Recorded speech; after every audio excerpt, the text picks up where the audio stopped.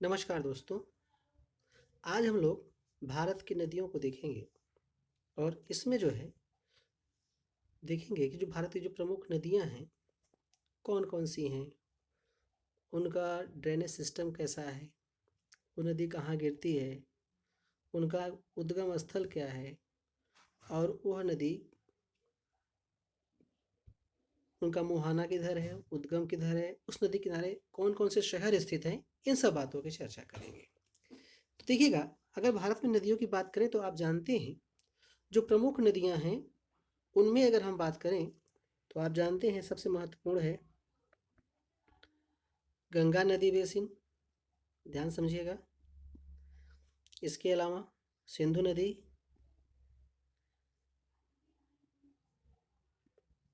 और ब्रह्मपुत्र नदी। ठीक है, ब्रह्मपुत्र नदी। अब ये जो तीनों नदियां हैं, तीनों नदी बेसिन है, अब इनके अपवाह तंत्र को भी समझ सकते हैं उसी को। ठीक है, आप जानते हैं नदी बेसिन नदियां होती हैं जो वो नदियों का जो क्षेत्र होता है, इस तरह से इनकी कई सहायक नदियां होती हैं। आप जानते हैं दाहिनी ओर से मिलती नदियां, बाईं ओर से मिलती हैं नदियां। तो ये जो नदियों की सहायक नदियां मिल जाती हैं इसमें। अब ये जो पूरा क्षेत्र होता है, ये पूरा क्षेत्र, यही पूरा क्षेत्र वास्तव में इस नदी का नदी बेसिन क्षेत्र कहलाता है। ठीक है, तो आप जानते हैं जैसे एक तरफ गंगा नदी है, ऐसे ही सिंधु नदी है और ऐसे ही ब्रह्मपुत्र नदी है। ये तीन बड़ी नदियां हैं। इनका इनका अपवाह तंत्र काफ़ी बड़ा है। ठीक है, तो आइए देखिएगा। तो अगर हम देखें इनमें, तो आप देखिए, तो यहाँ पे हम देखेंगे तो मिलेगा आपको कि जो सिंधु नदी है उनका अपवाह क्षेत्र कुछ इस तरह से है। जो गंगा नदी है उनका अपवाह क्षेत्र इधर है, यहाँ से। ठीक है, गंगा नदी का अपवाह क्षेत्र, इसको आप दूसरे तरीके से भी देख सकते हैं। देखिएगा, गंगा नदी का अपवाह क्षेत्र जो है ये है। ठीक है, ये वाला क्षेत्र पूरा गंगा नदी का अपवाह क्षेत्र है। अगर हम बात करें ब्रह्मपुत्र नदी की, तो आप जानते हैं ब्रह्मपुत्र नदी का अपवाह क्षेत्र ये क्षेत्र है। ठीक है, तो ये तीन नदियां हैं। तीन नदियों का अपवाह क्षेत्र देख सकते हैं आप, पहला, दूसरा और ये तीसरा। पहला, दूसरा और ये तीसरा, ये तीन नदियां हैं। तीनों नदियों का अपवाह क्षेत्र कुछ इस तरह से है। नदियां जो है इनका इधर, अब किस तरह से ये नदियां कहाँ जाती हैं, कैसे मिलती हैं, उन सब बातों की चर्चा करेंगे। आइए देखते हैं। अगर हम फिर से देखें तो आप देखेंगे कि जो भारत है, अगर हम भारत के मैप की बात करें, आप सभी लोग जो भी तैयारी कर रहे हैं, भारत का फ्री हैंड जो मैप है इसको बनाना शुरू करिए। इससे आपको बहुत ही सुविधा होगी, कॉन्सेप्ट को समझने में आसानी रहेगी। चाहे जैसे बने, टेढ़ा मेढ़ा बने, लेकिन बनाइए बस। तो देखिएगा, जो नदियाँ हैं, जो नदियाँ हम पढ़ रहे हैं, उन नदियों की अगर बात करें तो आप जानते हैं इधर जो है अरब सागर है, इधर बंगाल की खाड़ी है। आप जानते हैं कुछ नदियाँ ऐसी हैं जो बंगाल की खाड़ी में गिरेंगी और कुछ नदियाँ ऐसी हैं जो अरब सागर में गिरेंगी। तो अरब सागर में गिरने वाली नदियाँ कौन सी हैं, इसकी लिस्ट आपको बनाना होगा। कई क्वेश्चन पूछता है बंगाल की खाड़ी में कौन सी नदियाँ गिरती हैं, इनका क्वेश्चन आपको देखना होगा। मतलब इनका मुहाना कहाँ है, कहाँ गिरती हैं, कहाँ इनका उद्गम होता है, ये भी देखेंगे। अब देखिए, अब देखिए नदियाँ कहाँ जाती हैं, कहाँ गिरती हैं, इसके लिए क्या महत्वपूर्ण है। इसके लिए महत्वपूर्ण है यहाँ का जो ढाल होता है वो महत्वपूर्ण है। जो ढाल है ये महत्वपूर्ण होता है। ठीक है, ढाल देखिएगा, ढाल जो होता है वही नदियों को दिशा देगा, इनका अपवाह क्षेत्र निर्धारित करेगा। अगर आप देखिए यहाँ पे जो ढाल है, पूरे क्षेत्र को देखेंगे, आप जानते हैं जम्मू कश्मीर से अरुणाचल प्रदेश तक इधर हिमालय है, ये पूरा हिमालयी क्षेत्र है। और आप जानते हैं यहाँ पे इस तरह से अरावली का विस्तार है, और इधर जो है पश्चिमी घाट है। ठीक है, ये पश्चिमी घाट है। तो दोस्तों ये जो है, ये स्थलाकृतियाँ हैं, ये वास्तव में जल विभाजक का काम करती हैं।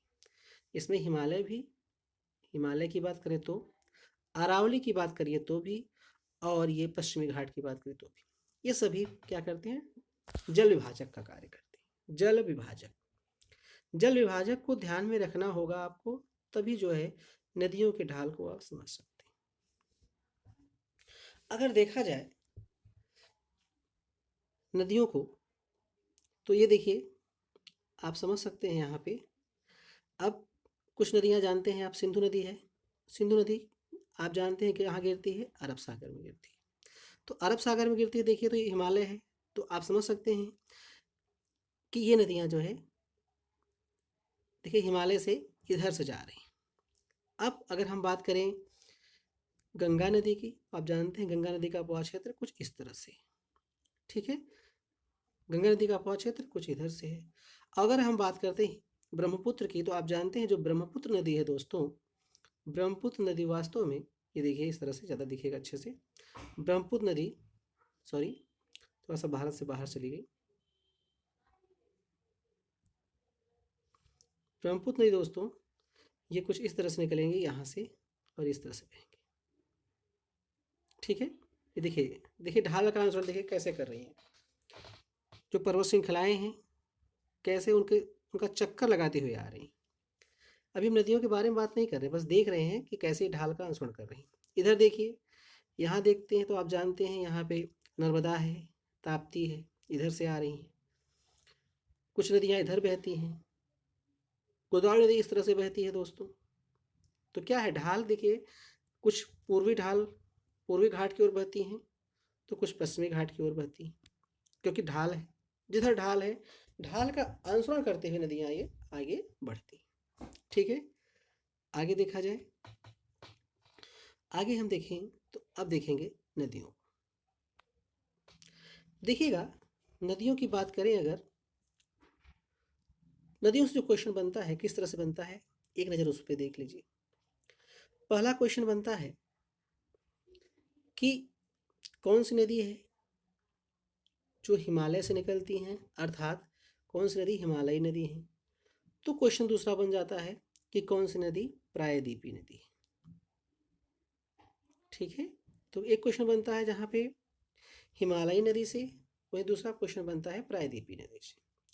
हिमालय को अगर देखिए तो आप जानते हैं जो हिमालय से निकल रही नदियाँ वो कहलाती हैं हिमालयी नदियाँ, और वहीं जो प्रायद्वीप में बहती हैं उन नदियों को कहा जाता है प्रायद्वीपीय नदियाँ। देखिएगा एक बार फिर से हम देख सकते हैं मैप में,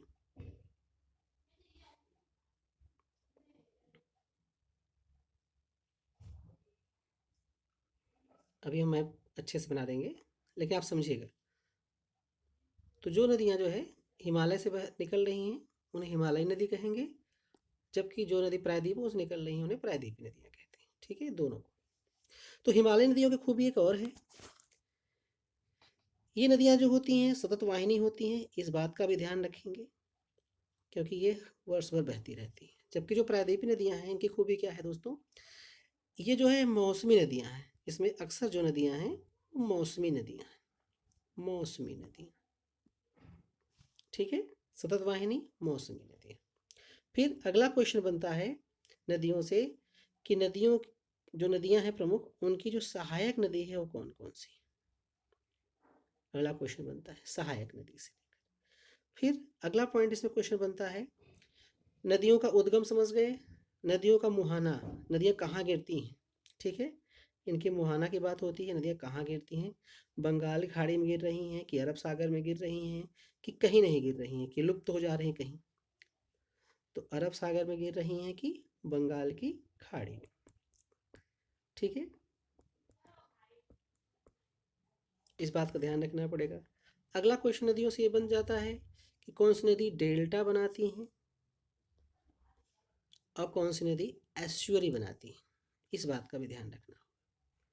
कौन सी नदी डेल्टा बना रही हैं और कौन सी नदी एस्चुअरी बना रही हैं, इस बात को भी ध्यान में रखना होगा। ठीक है, आइए हम शुरू करते हैं। देखिएगा, हम नदियों की बात करें तो सबसे पहले जो नदी की शुरुआत करते हैं दोस्तों, वो करेंगे हम गंगा नदी से, क्योंकि गंगा नदी का जो अपवाह क्षेत्र है ये काफ़ी बड़ा है। गंगा नदी की अगर हम बात करें, अगर हम भारत के मैप को देखें एक बार,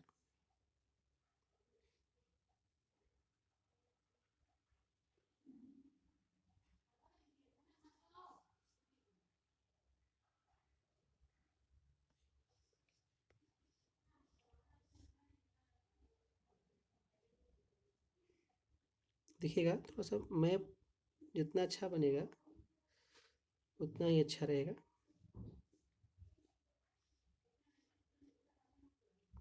मान लीजिए कुछ इस तरह से भारत है। तो जो भारत है, गंगा नदी की बात करेंगे सबसे पहले। गंगा नदी बेसिन पहला हमारा टॉपिक रहेगा, गंगा नदी बेसिन। देखिएगा, अगर हम गंगा नदी की बात कर रहे हैं तो आप जानते हैं जो गंगा है वो भारत की पवित्र नदी मानी जाती है।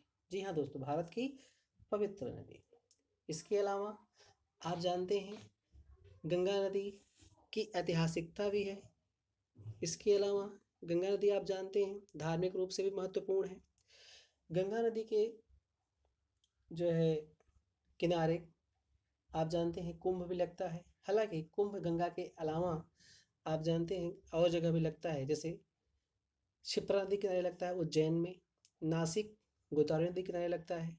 ठीक है, तो ये सब महत्वपूर्ण बातें हैं, इन पर भी चर्चा करते हैं। आइए देखते हैं। देखिएगा, तो अगर देखें गंगा नदी को तो पहली बात क्या मिला हमको यहाँ पे कि जो गंगा नदी है ये भारत की एक पवित्र नदी है। पवित्र नदी। इसके अलावा देखा आपने गंगा नदी किनारे जो है कुंभ भी लगता है। ठीक है, कुंभ मेला। ठीक है, कुंभ कुंभ मेला।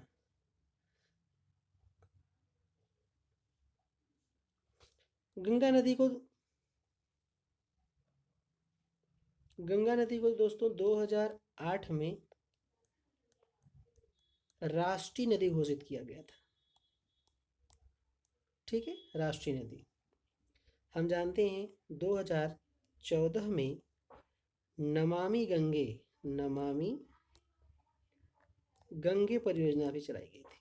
ठीक है, आप जानते हैं 1985 में गंगा की सफाई के लिए गंगा एक्शन प्लान चलाया गया था।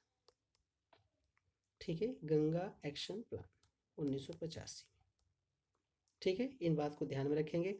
एक पॉइंट और ध्यान रखने वाली बात है, आप जानते हैं कि जो अंग्रेज थे पहले भारत जब आए तो जब यहाँ से वापस जाते थे इंग्लैंड, तो इंग्लैंड जब जाते थे वापस तो ये जो है अपने साथ जो है यहाँ से गंगा नदी का जो पानी है वो लेके जाते थे। क्यों?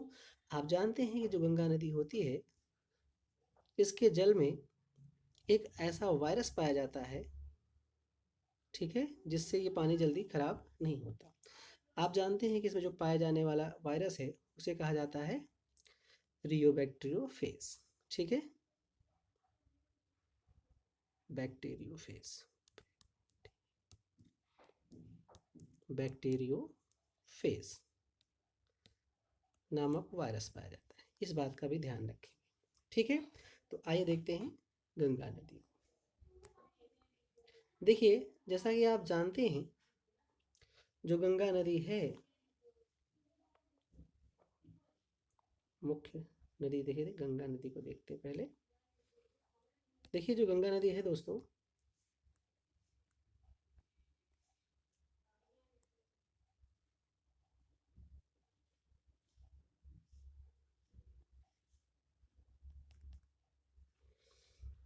आप जानते हैं कि गंगा नदी का जो उद्गम है दोस्तों ये होता है कहाँ से? तो ये होता है गंगोत्री से। और ये देखिएगा जरा गंगा नदी को एक बार और थोड़ा सा, क्योंकि हम ये महत्वपूर्ण है इसलिए हम इनको एक बार बना देते हैं। ये गंगा नदी, इनका जो उद्गम होता है दोस्तों गंगा नदी का, ये आप जानते हैं कि गंगोत्री से होता है, गंगोत्री ग्लेशियर से होता है।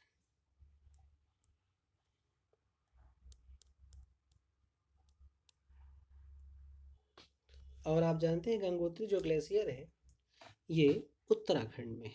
कहाँ है? उत्तराखंड। गंगोत्री ग्लेशियर से निकलने के बाद गंगा नदी आगे जब बढ़ती हैं तो जब आगे आती हैं तो इसमें जो है एक नदी आके मिलती है दोस्तों, जिनका नाम है अलकनंदा नदी। अलकनंदा नदी इसमें आगे मिलती है। अलकनंदा नदी जब गंगा नदी मिलती हैं तो इन जहाँ मिलती हैं उस स्थान का नाम है, आप जानते हैं उसे कहा जाता है देवप्रयाग। जी हाँ दोस्तों, उसे कहते हैं देवप्रयाग। देवप्रयाग में अलकनंदा नदी इसमें मिलती है। आप जानते हैं जहाँ ये मिलती हैं देवप्रयाग में, इसके पहले गंगा अलकनंदा के बारे में और जानते हैं। आप जानते हैं जो अलकनंदा नदी है इसमें एक नदी आके मिलती हैं जिनका नाम है मंदाकिनी। हाँ दोस्तों, नाम है इनका मंदाकिनी नदी। मंदाकिनी नदी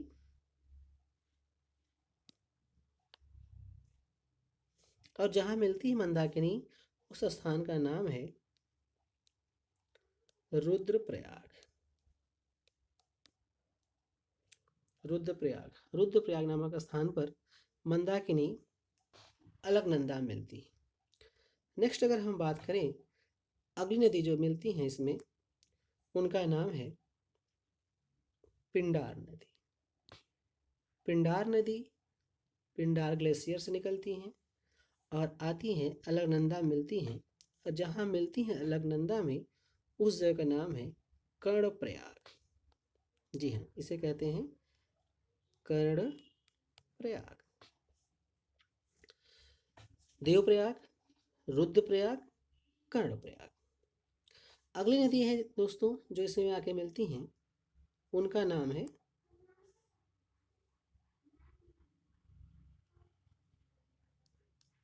धौली गंगा। धौली गंगा।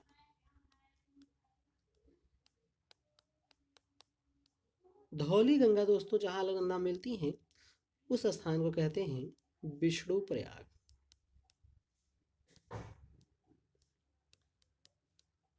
विष्णु प्रयाग। अलकनंदा मिल रही है धौली गंगा। और धौली गंगा अलकनंदा में एक नदी और मिलती हैं जिनका नाम है दोस्तों नंदकेनी नदी। नंदकेनी। नंदकेनी नदी जहाँ मिलती हैं उसे कहा जाता है नंदप्रयाग।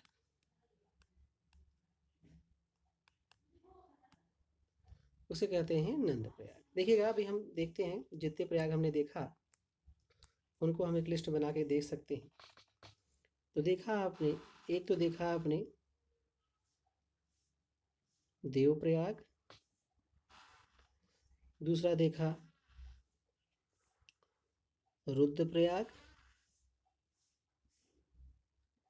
तीसरा देखा आपने कर्णप्रयाग, चौथा देखा विष्णुप्रयाग, और फिर आपने देखा नंदप्रयाग।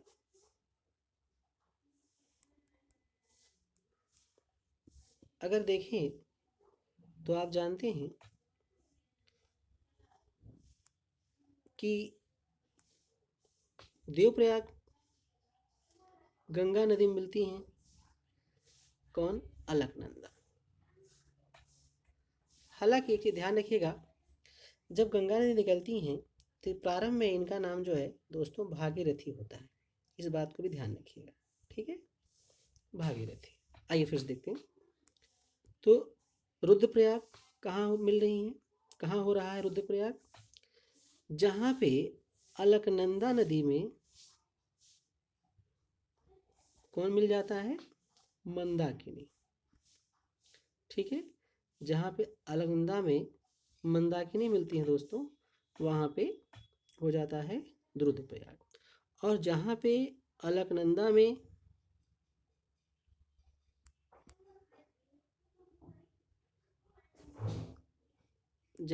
अलकनंदा में दोस्तों मिलती हैं पिंडार नदी, वहाँ बनता है कर्णप्रयाग। जहाँ पे अलकनंदा में दोस्तों मिलती हैं धौली गंगा, वहाँ बनता है विष्णुप्रयाग। और जहाँ पे अलकनंदा में मिलती है नंदकिनी नदी, वहाँ बनता है नंदप्रयाग। जी, फिर देखिएगा, आगे देखते हैं, इनकी लिस्ट आप बना सकते हैं। आगे फिर से देखते हैं, पीछे चलते हैं एक बार जरा सा।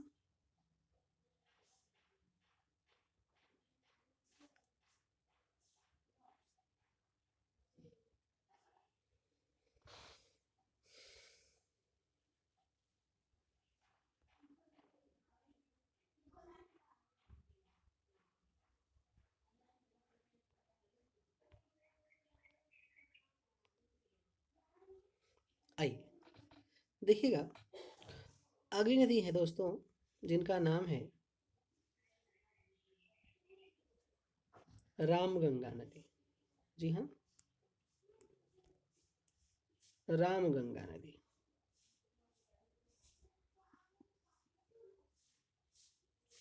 रामगंगा नदी गंगा नदी में आके मिलती हैं, जहाँ मिलती हैं उसे कहा जाता है कन्नौज।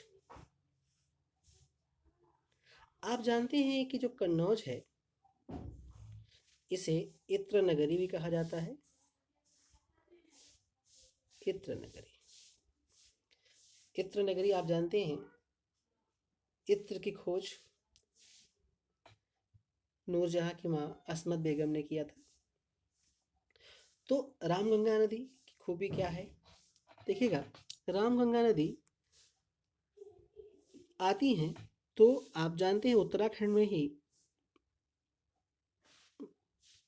इस नदी के किनारे, नदी किनारे क्या कह सकते हैं, ये रामगंगा नदी वास्तव में इसको दो भागों में करते हुए आती हैं। ये है राष्ट्रीय उद्यान, जिसका नाम है वर्तमान में, नाम था जिम कार्बेट। ध्यान सुनिएगा, पूरी कहानी बताएंगे आपको।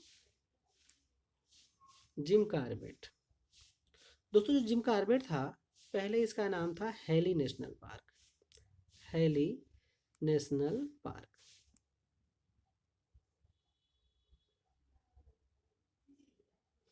और ये भारत में स्थापित होने वाला पहला राष्ट्रीय उद्यान था, जो कि 1936 में स्थापित हुआ। 1936 में। जी हाँ, अब देखिए दोस्तों, जिम कार्बेट नेशनल पार्क का नाम वर्तमान में रामगंगा नदी की ऐतिहासिकता को देखते हुए इसका नाम बदल के कर दिया गया रामगंगा राष्ट्रीय उद्यान। जिम कार्बेट का नाम बदल के क्या कर दिया गया दोस्तों? रामगंगा राष्ट्रीय उद्यान। ठीक है, आगे देखा जाए, अगर हम आगे देखें दोस्तों, तो आगे आपको दिखेगा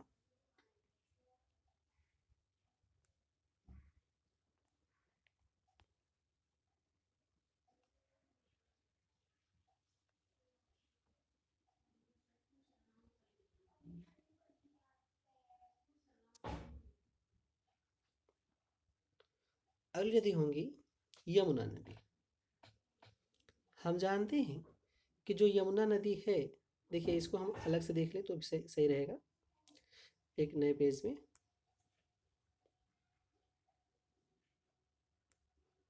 देखा आपने, इधर देखा गंगा नदी,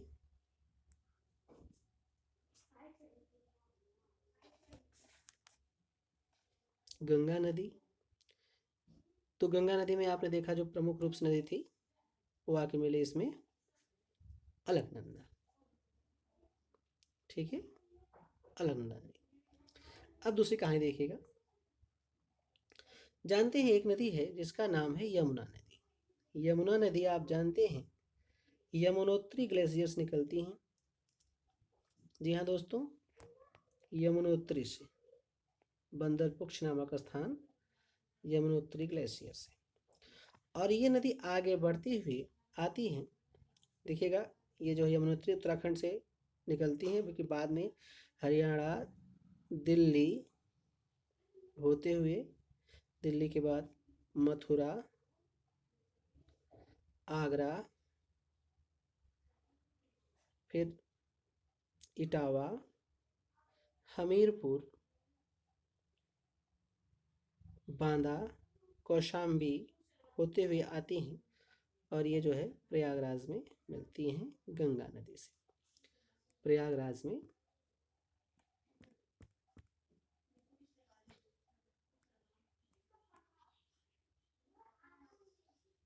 देखिए कौन कौन से स्थल, जरा उनके नाम लिख लेंगे हम लोग। मथुरा हो गया, आगरा, इटावा, हमीरपुर, बांदा, कौशाम्बी। ठीक है, इन सब जगह से होती हुई आती, हमीरपुर है।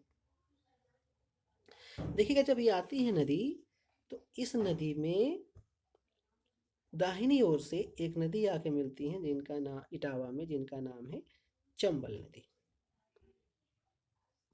ठीक है, देखिए चंबल नदी आप जानते हैं मध्य प्रदेश में जनापाओ की पहाड़ी से निकलती हैं। जनापाओ की पहाड़ी, यहाँ से इनका उद्गम होता है। ठीक है, जनापाओ की पहाड़ी से आगे बढ़ते हुए ये नदी जो है मध्य प्रदेश, राजस्थान और उत्तर प्रदेश होते हुए ये नदी जो है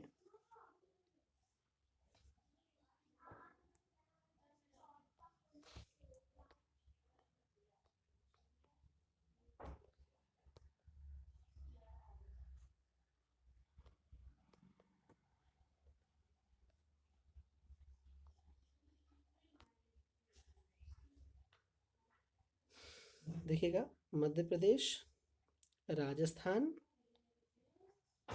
उत्तर प्रदेश होते हुए आती है, इटावा में मिल जाती है। देखिएगा मध्य प्रदेश में चंबल नदी पर आप जानते हैं गांधी सागर, राजस्थान में जवाहर सागर, राणा प्रताप सागर, कोटा आदि ये डैम हैं, उसकी चर्चा हम अगले वीडियो में करेंगे।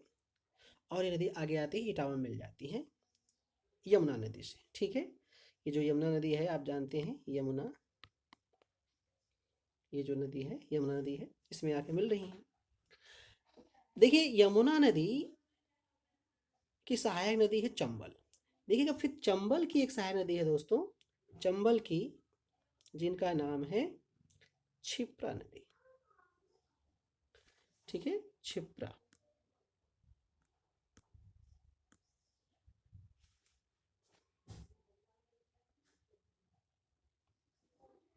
क्षिप्रा नदी चंबल नदी की सहायक नदी है और हम जानते हैं क्षिप्रा नदी के किनारे ही स्थित है उज्जैन, जहां पर आप जानते हैं कुंभ मेला लगता है। उज्जैन क्षिप्रा नदी के किनारे। ठीक है, क्षिप्रा नदी के किनारे जो है स्थित उज्जैन पर लगता है कुंभ मेला। देखिएगा आगे बढ़ें और देखिएगा इसके अलावा चंबल की सहायक नदियाँ और भी हैं, जैसे एक तो है सिंधु, दूसरी है पार्वती। सिंध और पार्वती दो नदियाँ और हैं चंबल की सहायक नदी, इनको ध्यान में रख सकते हैं। ठीक है, ऐसे फिर अगली जो महत्वपूर्ण नदी है, अब फिर से देखिएगा अगले मैप में देख, अगले हम देखें डायग्राम में, कोई दिक्कत नहीं, जितनी बार देखेंगे जितने डायग्राम है उतना ही याद होगा। देखिएगा, सॉरी,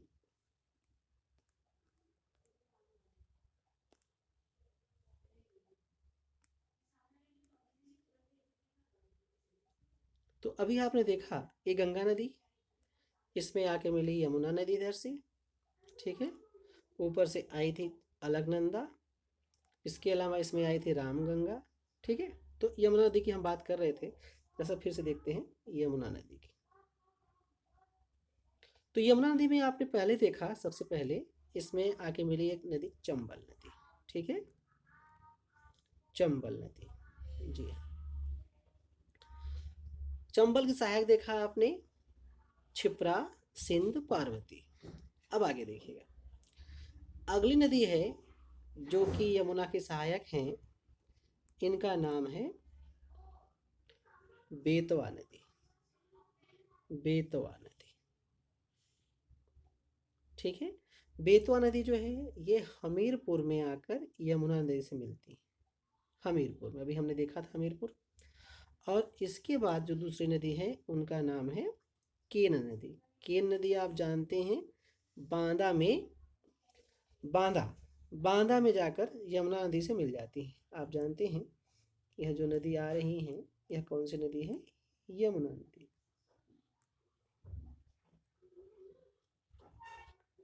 ठीक है।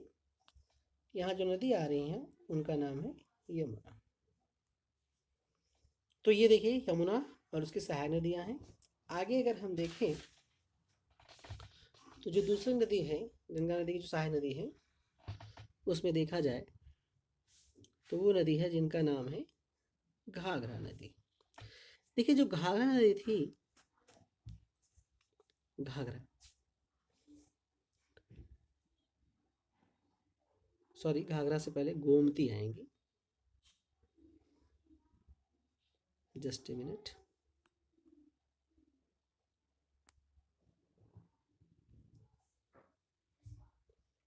गोमती नदी,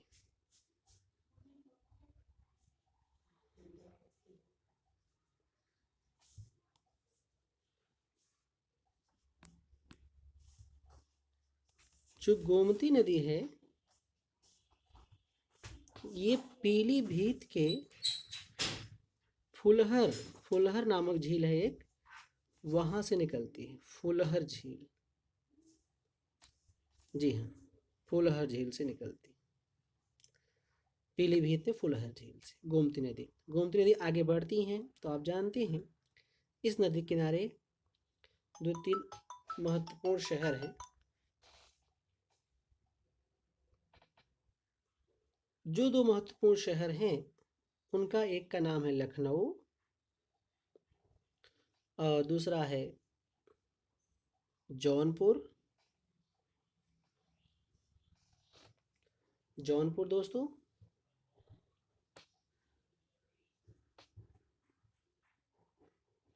तीसरा है सुल्तानपुर।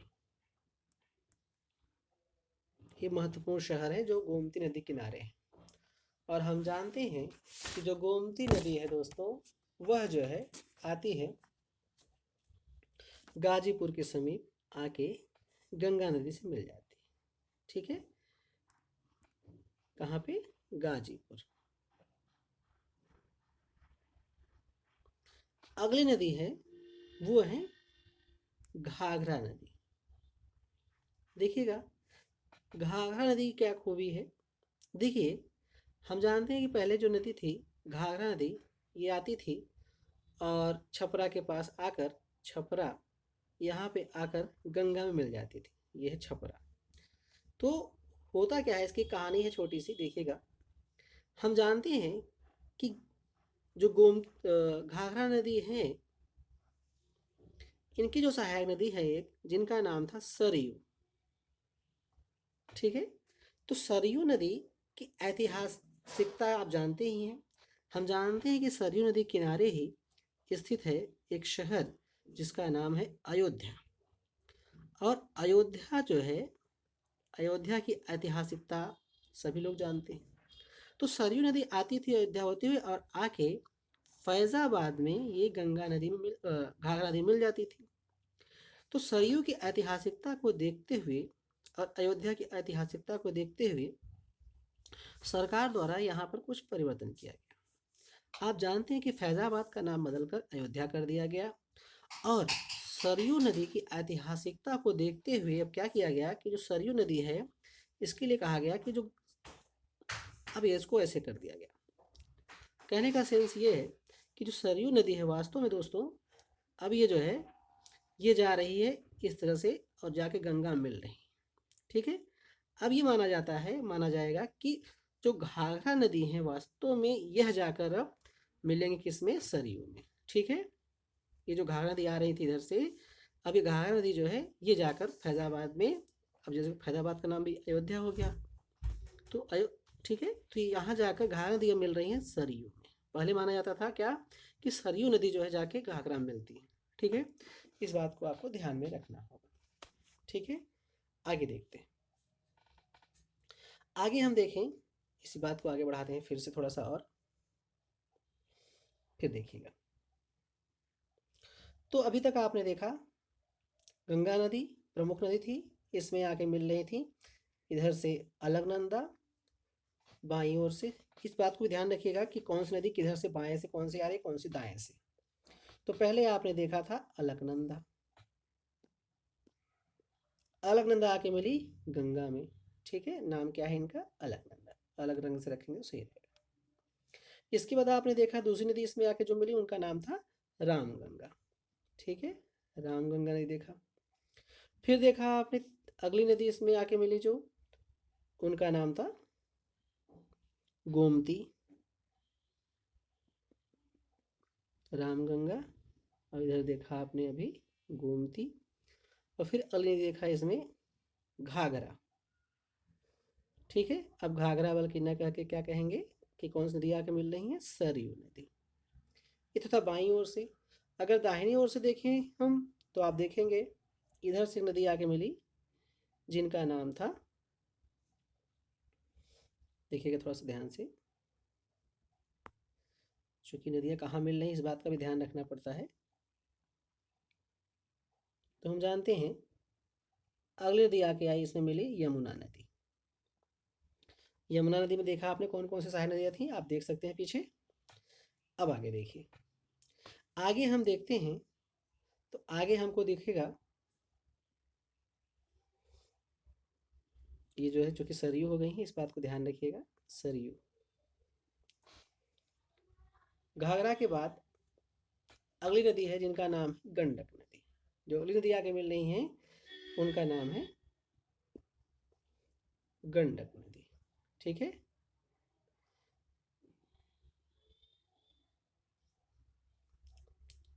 गंडक नदी दोस्तों ये जो है हाजीपुर में, हाजीपुर बिहार में पड़ता है, हाजीपुर में ये जाके मिलती हैं किसमें, गंगा नदी में, गंडक नदी। गंडक के बाद अगर हम देखें अगली नदी को, एक बार फिर से देखते हैं इसको, गंगा नदी, अभी आपने देखा गंडक। गंडक के बाद जो अगली नदी आके मिल रही हैं उनका नाम है कोसी नदी। कोसी नदी, कोसी नदी के बारे में जानते हैं आप, यह अपने मार्ग परिवर्तन के लिए मार्ग परिवर्तन के लिए जाने जाती हैं। यह बारिश के मौसम में अपना विकराल रूप धारण करती हैं और बिहार के काफ़ी हिस्से को डुबो देती हैं। इस कारण से कोसी नदी को हम जानते हैं बिहार का शोक भी कहते हैं। जी हाँ, बिहार का शोक किसे कहा जाता है, कोसी नदी को। ठीक है, बिहार का शोक। और कोसी नदी दोस्तों ये जो है गंगा नदी में आके मिलती हैं, कहाँ पे मिलती हैं, तो भागलपुर में मिलती हैं। कहाँ मिलती हैं दोस्तों, भागलपुर में गंगा नदी मिल जाती है। ठीक है, देखिएगा एक नदी महत्वपूर्ण और है जो भागलपुर से पहले थोड़ा सा इधर ही पहले आप जानते हैं मिलेंगी, जिनका नाम है सोन नदी। जी हाँ, सोन नदी आप जानते हैं ये मध्य प्रदेश में, आप जानते हैं जो अमरकंटक है, अमरकंटक वहाँ से निकलती। अमरकंटक से निकलने के बाद आप जानते हैं अमरकंटक मैकाल रेंज की सबसे ऊंची चोटी है। यह नदी आगे बढ़ती हैं तो इसमें जो है एक नदी आगे मिलती है जिनका नाम है रिहंद नदी। जी हाँ दोस्तों, रिहंद, ध्यान रखिएगा, रिहंद नदी। रिहंद नदी आके मिलती है सोन नदी में। एक बात और आप जानते हैं कि जो रिहंद नदी है, इसी पर एक झील है, कृत्रिम झील है, जिसका नाम है रिहंद नदी का, जो इस पे झील बनाई गई उसका नाम है गोविंद बल्लभ पंत सागर। जी हाँ दोस्तों, गोविंद बल्लभ पंत सागर झील, यह जो है रिहंद नदी पर है। ठीक है, और आप जानते हैं रिहंद नदी पर रिहंद बांध भी स्थित है। ठीक है, रिहंद बांध, इसको भी ध्यान में रखिएगा, रिहंद बांध। ठीक है, और यह सोन नदी जो है, गंगा नदी मिलती है कहाँ मिलती है, तो पटना में मिलती है। ठीक है, पटना, ये भागलपुर है दोस्तों, जहाँ पे मिली है कोसी। इसके पहले जो है एक नदी आई थी गंडक, जो कि मिली थी हाजीपुर में। ठीक है, और ये पटना में मिली सोन नदी। इधर जो है घाघरा नदी आई थी, जो मिली थी छपरा में। ठीक है, इसके पहले गोमती नदी आई थी, जो कि मिली थी गाजीपुर में। ठीक है, पीछे आपने देखा। और इधर से आई थी यमुना नदी, जो मिली थी प्रयागराज में। इधर से आई थी रामगंगा, जो कि मिली थी कन्नौज में। जी हाँ, और एक नदी आई थी अलकनंदा, जो कि मिली थी देवप्रयाग में। तो ये सब बातों का ध्यान रखेंगे। ठीक है, देवप्रयाग। ठीक है, अब देखिए थोड़ा सा आगे बढ़ते हैं। आगे जब हम बढ़ते हैं दोस्तों, आपको दिखेगा गंगा नदी। तो अभी तक हमने देखा कि इसमें आगे नदी मिल रही है जिनका नाम था कोसी नदी, ये कोसी, जिन्हें कि बिहार का शोक है। इसके अलावा जो है इसमें एक नदी आके मिलती है जिनका नाम था, ये जो है सिक्किम से लगभग निकल होते हुए आएंगे, जिनका नाम रहेगा महानंदा नदी। महानंदा, इस बात को ध्यान रखिएगा, महानंदा। इसके बाद महानंदा से मिलने के बाद ये नदी जो है सीधे चली जाती है, इसकी धारा सीधे, इसके बाद चली जाती है नदी सीधा बांग्लादेश। ठीक है, और गंगा नदी की एक वितरिका हुगली के रूप में, जी हाँ दोस्तों, ये देखिए इस तरह से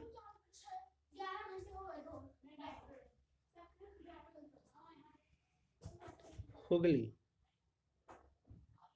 हुगली क्या है, इसकी वितरिका है दोस्तों, वितरिका। अक्सर देखिए अभी तक देखा था आप नदियाँ आके मिल रही थी, लेकिन हुगली जो है भागीरथी की धारा, गंगा की एक धारा के रूप में निकलती हैं और जाती है पश्चिम बंगाल में।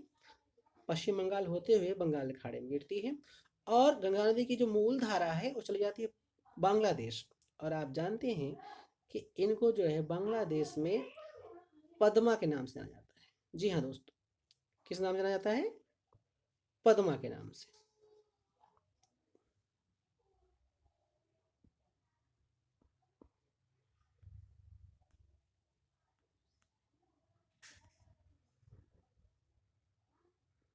पद्मा। ठीक है, अब देखिएगा थोड़ा सा इसको आगे बढ़ाते हैं। देखिए जो होली नदी है, अभी आपने देखा होली नदी की, होली नदी में एक नदी आके मिलती है, एक तो नदी छोटी सी आके मिलती है जिनका नाम है अजय नदी। इस बात को ध्यान रखिएगा, कहीं कहीं किताबों में मिलेगा आपको अजय। लेकिन जो महत्वपूर्ण नदी है उनका नाम है दामोदर नदी। जी हाँ, दामोदर नदी। दामोदर नदी को हम एक अलग से देखेंगे। तो दामोदर नदी आके मिलती है होली नदी में। ठीक है, और ये होली नदी अजय नदी के साथ, अजय नदी का दामोदर नदी का अपवाह ग्रहण करती हैं, और ये सारा जल जाकर गिराती हैं बंगाल खाड़ी। देखिए कि दामोदर नदी को दोस्तों एक बात ध्यान रखिएगा, दामोदर नदी को पश्चिम बंगाल का शोक कहा जाता है। पश्चिम बंगाल का शोक कौन है, दामोदर नदी। दामोदर नदी, ठीक है, पश्चिम बंगाल का। अब इसकी आगे कहानी जो है, हम लोग जो चूंकि चले जा रहे हैं पद्मा के रूप में बांग्लादेश, और जाके इधर ये ब्रह्मपुत्र की जो धारा आएंगी उससे आके ये मिलेंगी, ठीक है। उसी कहानी हम अगले पार्ट में देखेंगे। ओके, ठीक है, थैंक यू। देखिएगा, एक बात और ध्यान रखिएगा, यहाँ पे जो गंगा नदी है, अभी अभी आपने देखा गंगा नदी, आप जानते हैं जो गंगा नदी है इसकी जो एक धारा निकलती है हुगली के रूप में, वितरिका के रूप में, और चली जाती है कलकत्ता हल्दिया होते हुए, कलकत्ता, पहले कोलकाता पड़ेगा फिर हल्दिया,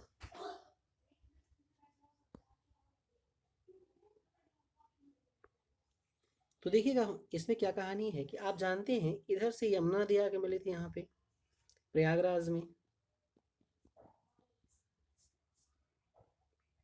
दोस्तों ये जो प्रयागराज है, प्रयागराज से लेकर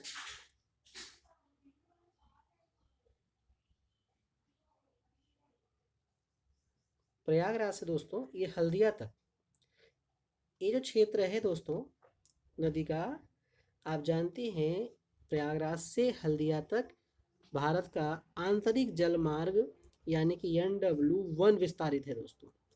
आप जानते हैं यह कहाँ से कहाँ तक है, यह जो है इलाहाबाद से हल्दिया तक है।